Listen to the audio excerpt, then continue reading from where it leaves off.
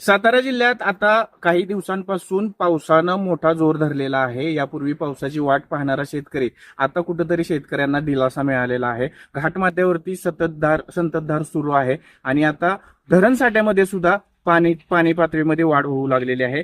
या पावसामुळे शेतकऱ्यांना दिलासा मिळालेला आहे.